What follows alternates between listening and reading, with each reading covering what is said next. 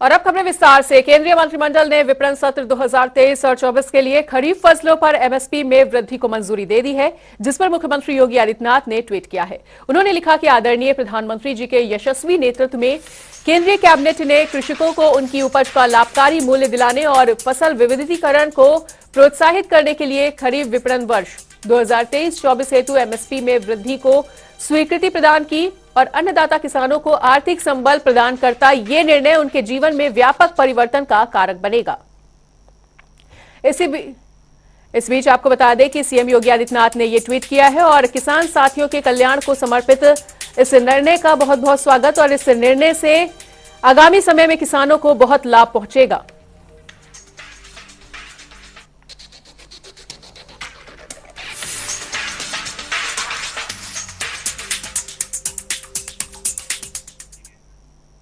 इस बीच एक और बड़ी खबर का रुख कर लेते हैं। बड़ी खबर, बड़ी जानकारी आ रही है इस वक्त की सामने। बड़ा अपडेट आपको बताने जा रहे हैं इस वक्त की बड़ी खबर। डिप्टी सीएम केशव प्रसाद मौर्य का आज प्रयागराज दौरा है। प्रयागराज दौरे पर पहुंच रहे हैं डिप्टी सीएम केशव प्रसाद मौर्य। वही परेड मैदान में 342 परियोजनाओं की सौगात देंगे। 50 करोड़ की ये सौगात है। वहीं 14,000 लाभार्थियों को आवास की चाबी भी उनके द्वारा सौंपी जाएगी और बेहतरीन काम करने वालों को सम्मानित भी किया जाएगा। तो इस वक्त की बड़ी खबर, बड़ी जानकारी आपको बता रहे हैं। डिप्टी सीएम केशव प्रसाद मौर्य का आज प्रयागराज दौरा। परेड मैदान में 342 परियोजनाओं की वो सौगात देंगे और लगभग 50 करोड़ की ये परियोजनाएं हैं जिनकी सौगात देने जा रहे हैं डिप्टी सीएम केशव प्रसाद मौर्य। 14,000 लाभार्थियों को आवास की चाबी भी सौंपी जाएगी और बेहतरीन काम करने वालों को सम्मानित भी करेंगे डिप्टी सीएम केशव प्रसाद मौर्य, जो आज प्रयागराज के दौरे पर हैं। प्रयागराज में उनके दौरे के मद्देनजर तमाम तैयारियां कर ली गई हैं। परेड मैदान में 342 करोड़ की परियोजनाओं की सौगात, माफी चाहेंगे, 342 परियोजनाओं की वो सौगात देंगे और 14,000 लाभार्थियों को आवास की चाबी भी सौंपेंगे। और सैयद मोहम्मद आमिर हमारे साथ जुड़ चुके हैं। तो सैयद, जिस तरह से प्रयागराज पहुंच रहे हैं डिप्टी सीएम केशव प्रसाद मौर्य, उनके दौरे को लेकर क्या कुछ तैयारियां वहां पर होती हुई, क्या कुछ ताजा तस्वीरें?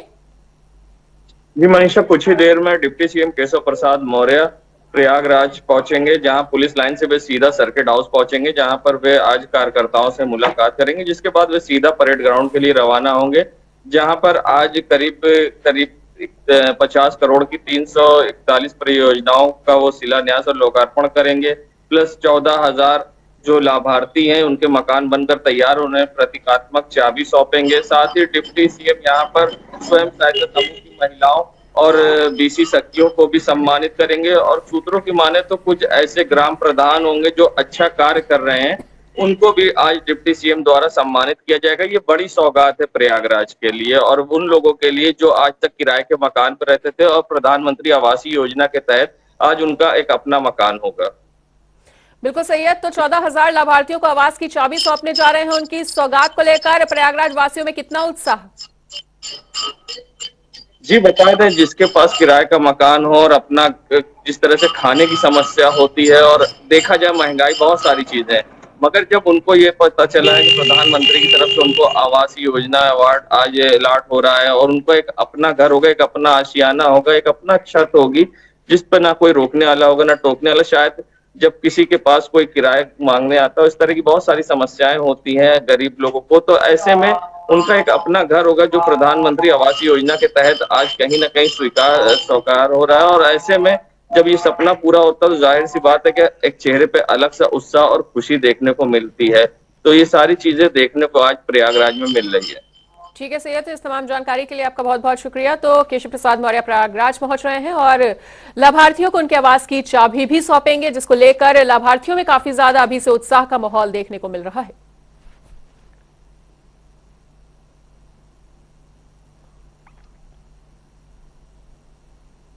एक और बड़ी खबर का रुख कर लेते हैं। इस वक्त एक और बड़ी खबर आ रही है। घायलों से मुलाकात करेंगे मुख्यमंत्री योगी आदित्यनाथ। जो भी इस पूरे मामले में पीड़ित हैं और जो भी घायल हुए हैं उनसे मुलाकात करने के लिए पहुंचेंगे मुख्यमंत्री योगी आदित्यनाथ। घायल मां बेटी पुलिसकर्मियों से भी मुलाकात की जाएगी उनके द्वारा और घायलों से मुलाकात करेंगे मुख्यमंत्री योगी आदित्यनाथ। पीड़ित परिजनों से सीएम योगी आदित्यनाथ मिलने के लिए पहुंचेंगे और जो इस पूरी घटना में घायल मां बेटी हैं और पुलिसकर्मी हैं और उनसे भी सीएम योगी मुलाकात करते हुए नजर आएंगे।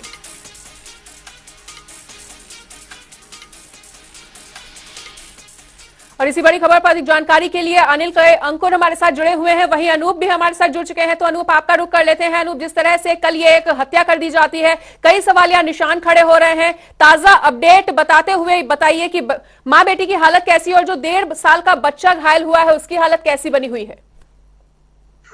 और देखिए, आनंद फानक जिस समय उस बच्चे को गोली लगी थी, तमाम वहां पे लोग थे, पुलिसकर्मी थे, उनको लेकर पहले जिला अस्पताल यानी बलरामपुर अस्पताल ले गए थे, जहां से उसको ट्रामा सेंटर रेफर कर दिया गया था। ट्रामा सेंटर रेफर करने के बाद हालांकि उसकी स्थिति हालांकि नाजुक बताई जा रही, लेकिन मुख्यमंत्री थोड़ी देर बाद यहाँ पर पहुंचेंगे, उस बच्ची का हाल भी जानेंगे और जो पुलिसकर्मी उसमें घायल हुए हैं उनका भी हाल चाल जानेंगे, क्योंकि मैं आपको कुछ तस्वीरें भी दिखाने की कोशिश करूंगा। ये ट्रामा सेंटर बाहर की तस्वीरें हैं, जहां पर तमाम पुलिसकर्मी यहाँ पर मौजूद हैं। जो रास्ता है वो अलर्ट कर दिया गया है। थोड़ी देर में मुख्यमंत्री योगी आदित्यनाथ जब यहाँ पर पहुंचेंगे तो इस यहाँ पर उस बच्ची का हालचाल भी जानेंगे और उस मंजर क्या रहा होगा, उस माँ या पुलिस वालों से वहां पर बात समझेंगे कि क्या वहां पर मंजर था, किस तरीके से वहां पर घटना हुई। अब वो हालांकि पूरी बारीकी से वो जांच की बात की जाए तो इसमें एसआईटी गठित की गई है। एसआईटी उसका पता लगाएगी कि किस तरीके से घटना हुई और जो शूटर था वो किसके शूटर थे, किसके कहने पर यहाँ आए थे, बाकी उसके जो साथी थे वो कचेरी परिसर में कहाँ विलुप्त हो गए, कैसे भागने में फरार हो गए। दूसरा जो पिस्टल जो है वो विदेशी हथियार था। विदेशी हथियार चूंकि भारत में बैन है। अभी आपने देखा प्रयागराज में जिस तरीके से अतीक और अशरफ की शूटरों ने हत्या की थी, उसमें भी विदेशी असलहों से हत्या की गई थी। तो आखिर ये एक बहुत बड़ा सवाल उठता है कि विदेशी असलहे ये कहां से आ रहे हैं, कौन इनको मुहैया करा रहा है, ये सब तमाम चीजें हैं। इसको हालांकि एसआईटी जांच के बाद पता लगेगा कि क्या रैकी कितने दिनों से शूटर कर रहे थे, क्या उनकी मंशा थी और इसके पीछे किसका किसका हाथ था। ये बहुत एक अपने आप में एक जांच का विषय है और लगातार पुलिस इसकी जांच भी कर रही है। लेकिन तमाम सवाल ये उठते हैं कि कोर्ट प्रेशर की ये पहली घटना नहीं है। उत्तर प्रदेश में ऐसी तमाम घटनाएं हो चुकी हैं और तमाम बार वादे भी किए गए हैं कि कोर्ट्स की सुरक्षा बढ़ाई जाए, उसमें मेटल डिटेक्टर जैसे जो सुरक्षा के यंत्र वहां पर लगे थे, लेकिन उसके बावजूद भी विदेशी सलाह वहां पर कैसे पहुंचा, कौन लेके गया, ऐसे कहीं ना कहीं पुलिस के सामने तमाम जो सवालिया निशान खड़े होते हैं। प्रयागराज की आपने घटना देखा कि उसमें पत्रकार के भेष में वहां पर आईडी लेकर वहां पर शूटर पहुंचे थे। इस बार वकील के भेष में पहुंच गए, अगली बार हो सकता है सिपाही के या पुलिस के भेष पे पहुंचे। तो ये पुलिस के सामने एक बड़ी चुनौती जरूर है, मुझे लगता है कि क्योंकि कैसे अपराधियों से निपटा जाए। संगठित अपराध तो जरूर थोड़ा बहुत कम हुए हैं योगी सरकार में, लेकिन इस तरीके से घटनाएं जो जमीनी स्तर पर जो जांच एजेंसियां हैं, मैं बात एलआईयू की करूंगा कि अगर इस तरीके से रैकी हो रही थी वहां पर गतिविधियां, अनूप सुनेंगे आपको, अनूप सुनेंगे आपको, लेकिन इधर आपको रोकना चाहेंगे, नजर बना के रहिए। और हमारे साथ बीजेपी से विवेक श्रीवास्तव भी जुड़े हुए हैं। तो विवेक जी, जिस तरह से योगी राज में माफियाओं को खत्म करने की कवायद चल रही है, तो आखिर ये क्या हो गया अचानक से कोर्ट रूम में घुसकर किसी की हत्या कर दी जाती है, कई सवालिया निशान खड़े होते हुए, क्या कुछ कहना चाहेंगे?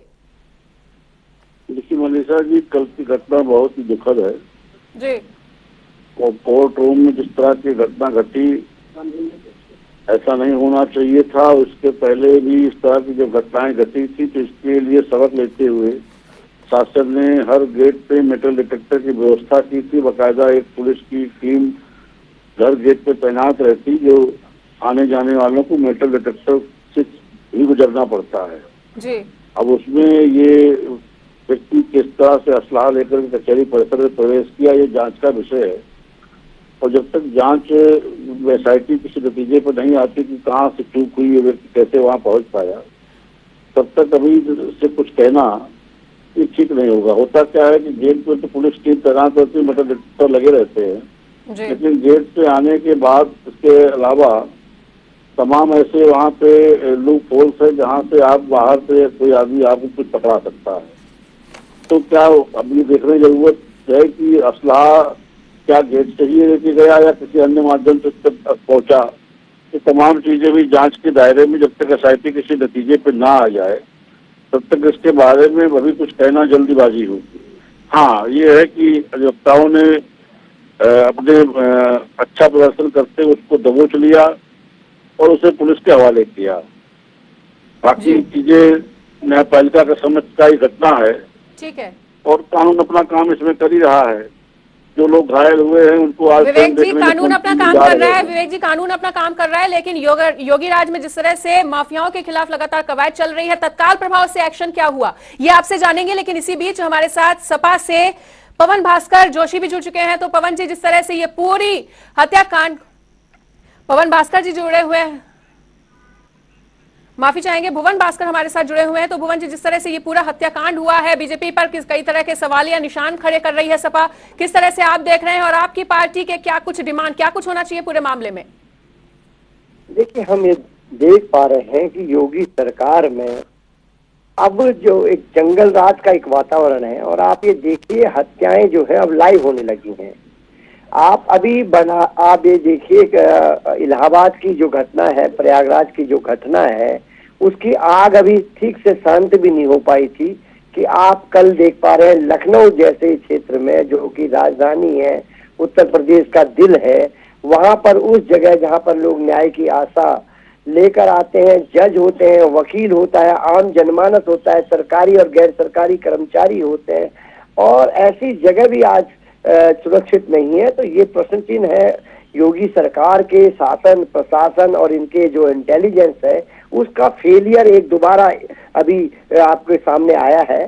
और निश्चित तौर पर हम जो कह रहे हैं कि सरकार अपना जो एडमिनिस्ट्रेशन है उसके और जो अपना इंटेलिजेंस है उस पर काबू नहीं कर पा रही। और एक हमारे नेता माननीय अखिलेश यादव जी ने जो कहा है कि अभी तक उत्तर प्रदेश एक अपना पूर्णकालीन डीजीपी नहीं ढूंढ पा रही है। इतने योग्य पुलिस वाले होकर भी क्या उत्तर प्रदेश सरकार को एक डीजीपी नहीं मिल पा रहा, जो हम हमेशा एक ऐसे डीजीपी से काम चला रहे हैं जो कार्यवाहक के रूप में आते हैं। तो निश्चित तौर पे आज लॉ एंड ऑर्डर की स्थिति के प्रश्न चिन्ह के घेरे पे है, और हम ये कहना चाहते हैं कि इस तरह की घटनाएं आगे से ना हो, और योगी राज पे अब लोगों का विश्वास जो इन्होंने एक ऐसा क्रिएट करा था कि हमारे देखकर अपराधी बिलों के अंदर, जेलों के अंदर, वो वाले लोगों की बातों से भी वो भी इनके चुनावी जुमलों की तरह हवाबाजी सिद्ध हो रहा है। जी ठीक है, तो विवेक जी जवाब दीजिए। योगी राज को जंगल राज बताया है, और एक बात और भी आपको याद दिलाना चाहेंगे, अटल जी ने कभी किसी जमाने में ये बात कही थी कि चिंगारी का खेल खतरनाक होता है। आखिर इस खतरनाक खेल को कौन अंजाम दे रहा है? और जिस तरह से विपक्ष लगातार आप पे सवाल खड़ा कर रहा है, क्या कुछ कहना चाहेंगे, क्या कुछ आपका जवाब? देखिए मनीषा जी, अटल जी की कविता किसी देश विशेष के संबंध में थी, उस कविता को यहाँ उद्धृत करना उचित नहीं होगा। हाँ, जिस तरह से ये अपराधी मारे जा रहे हैं, विवेक जी चाहे किसी भी संदर्भ में उन्होंने कहा हो, लेकिन चिंगारी का खेल तो खतरनाक ही होता है, और यहाँ पे लगातार चिंगारी सुलग रही है, लगातार आग लग रही है इस तरह की घटनाओं से प्रदेश में। ये चिंगारी मत कहिए मनीषा जी, ये तो जंगल है। जंगल राज में जो जंगली लोग थे वो साफ हो रहे हैं, चाहे उसको पुलिस साफ करे, अपराधी साफ करे, कुछ तो कूड़ा करकट तो हट ही रहा है ना। तो इसमें कोई बहुत ज्यादा हाय तौबा करने की जरूरत नहीं है। जिसने जो किया है कानून अपना काम करेगा, वो पकड़े गए। SIT गठित हुई है, कहाँ से चूक उसकी भी जांच हो जाएगी, उनके ऊपर भी कार्रवाई की जाएगी। लेकिन ले दे करके अगर अपराधी इस समाज से बाहर हो रहे हैं तो उस पर बहुत ज्यादा स्यापा करने की जरूरत नहीं है समाजवादियों की तरह। अपराधी होते हैं। विवेक जी, एक 1.5 साल का बच्चा जिंदगी और मौत से जूझ रहा है, और आप कह रहे हैं कि विपक्ष को हो हल्ला करने का मौका ना मिले। विपक्ष तो हो हल्ला करेगा ना, उनको मौका मिला है। आपकी क्या आगे की रणनीति? देखिए, विपक्ष को मौका, बच्चे को चोट लगी, स्वयं मुख्यमंत्री उसको देखने भी जा रहे हैं, जो महिला है, जो हमारे पुलिसकर्मी घायल हुए हैं। लेकिन जिस तरह से अपराधी समाज से हटाए जा रहे हैं, हट रहे हैं। ठीक है विवेक जी, कम शब्दों में अपनी बात रखें। जी कम शब्दों में अपनी बात रखें, समय के अभाव के चलते। लेकिन ये मनीषा जी रिएक्शन देना जी, जिस तरह से इसके अपराधी निकाल रहे हैं उसको देखते भुवन जी, 1 लाइनर रिएक्शन आपका। भुवन जी, 1 लाइनर रिएक्शन। मनीषा जी, ये 30 करोड़ उत्तर प्रदेश के लोगों ने हमें मुख्य विपक्षी दल बना के भेजा है, ना कि हमें योगी सरकार की पीठ थपथपाने के लिए। और आज जो योगी सरकार का जो फेलियर है, ये जो बच्चे आज वहाँ पर मौत से जूझ रहे हैं, जो पुलिस वाले वहाँ पर मौत से जूझ रहे हैं, ये केवल इनकी योगी सरकार की नाकामयाबी है। और मैं कहना चाहता हूँ, ये कह रहे थे कि एक्शन हो रहा है, तो मैं इनसे पूछना चाहता हूँ भारतीय जनता पार्टी के प्रवक्ता साथी से, क्यों नहीं कोर्ट को बंद कर देते? अगर आपका कोर्ट में, संविधान में, लोकतंत्र में जो कि आप हत्या करते हैं संविधान की, कोर्ट की, लोकतंत्र की, तो आप क्यों नहीं इन पे ताले लगा देते हैं? जैसे कि पुलिस ने इनकाउंटर किया, अपराधी मार रहा है, पुलिस उसको पकड़ रही है, पुलिस पकड़ने के लिए तो और क्या करे? अन्य लोग जो मारे जा रहे हैं, आम जनमानस जो मारा जा रहा है, आपका क्या विचार है? ठीक है, दोनों की ही बातों को सुना, दोनों मेहमानों का हमारे साथ जुड़ने के लिए बहुत बहुत शुक्रिया। एक बार फिर से रुक कर लेते हैं अपने संवाददाता अनूप का, और अनिल के अंकुर भी हमारे साथ स्टेट ब्यूरो हेड हमारे जुड़े हुए हैं। तो चलते हैं अनूप के पास। अनूप, जिस तरह से दोनों ही प्रवक्ताओं की आपने बातों को भी सुना, लगातार बीजेपी को सवालों के कटघरे में खड़ी कर रही है विपक्ष, तो क्या कुछ कहना चाहेंगे? अब से कुछ ही देर में मुख्यमंत्री योगी आदित्यनाथ भी पहुंचेंगे, क्या कुछ ताजा जानकारी देना चाहेंगे? अनूप, क्या जुड़ पा रहे हैं, क्या सुन पा रहे हैं आप हमें? मौके पर मौजूद है तमाम अधिकारी भी यहाँ पर मौजूद है, लखनऊ डीएम, पुलिस विभाग के तमाम अफसर यहाँ पर मौजूद है, और मुख्यमंत्री योगी आदित्यनाथ अभी ट्रामा सेंटर में पहुंचे हुए। ट्रामा सेंटर में उस घायल बच्ची का भी हाल जानेंगे, जो बच्ची उस समय, सोचिए वो बच्ची अबोध है, उसका क्या उसमें दोष रहा होगा जिस समय वहां पर इतनी भीड़ भाड़ इलाके में, यानी कड़ी सुरक्षा माना जाता है कचहरी परिसर, जहाँ पर तमाम सुरक्षा जो यंत्र लगते हैं, तमाम सिक्योरिटी रहती है, उसके बीच पहुंचकर अपराधी ने किस तरीके से वहां पर घटना को अंजाम दिया। ठीक है अनूप, और इतना ही नहीं, ठीक है अनूप, आपका बहुत बहुत शुक्रिया। और अनिल के अंकुर जी से भी उनका लास्ट रिएक्शन ले लेते हैं। अनिल के अंकुर जी, आपका एक लाइन में रिएक्शन। और फिलहाल हमारा अनिल के अंकुर जी से संपर्क टूट चुका है। और इसी बीच आपको बता दें कि जिस तरह से मुख्तार के करीबी शूटर जीवा की कोर्ट में गोली मारकर हत्या कर दी जाती है, काफी सुर्खियों में बना हुआ है ये हाई प्रोफाइल मामला, और किस तरह की आगे की जांच में बातें निकल कर आ पाती हैं वो वाकई में देखना दिलचस्प होगा। फिलहाल यहां पर रुकेंगे एक छोटे से ब्रेक के लिए। खबरों का सिलसिला लगातार जारी है, देखते रहिए जनता टीवी।